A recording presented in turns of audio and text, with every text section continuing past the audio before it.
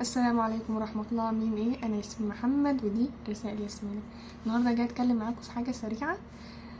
خلينا نتخيل ان دي روما وده هدفك ان انت تروح روما، وان في 3 طرق عشان تروح روما.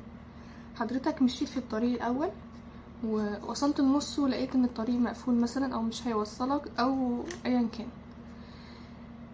هل لو انت وقفت عند الطريق ده وما رحتش الطريقين التانيين انت كده عملت اللي عليك ولا بتوهم نفسك؟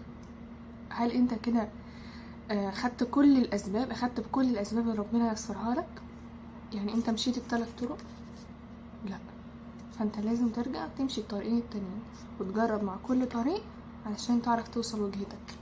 طيب فلنفرض ان حضرتك وصلت ال3 طرق، رحت ال3 طرق وبرضو ما عرفتش توصل لروما، يعني في برضو عقبات ومشاكل في النص.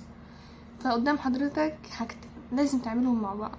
الحاجة الأولى الصبر، انك لازم تصبر، وده يعني صفة لازم تكون موجودة، إلزامية. دي الصراحة إلزامية، يعني لازم الإنسان يكون صبور، يعني على الأقل عشان يقدر يعيش.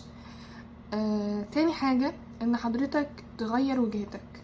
مش بقول كده بمعنى إنك تنسى روما، ولكن على الأقل تستنى، تبقى فترة الصبر دي معاها إنجاز.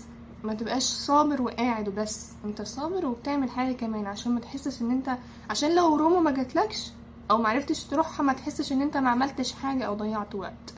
فانت ممكن تغير وجهتك مثلا لايطاليا، عارفة ان هي مجازية لكن يعني غير وجهتك، حط هدف فرعي، خلي الهدف الاساسي قدامك وحط هدف فرعي كمان وامشي فيه لحد ما الهدف الاساسي ربنا يسهلهولك وييسر لك الامر فيه.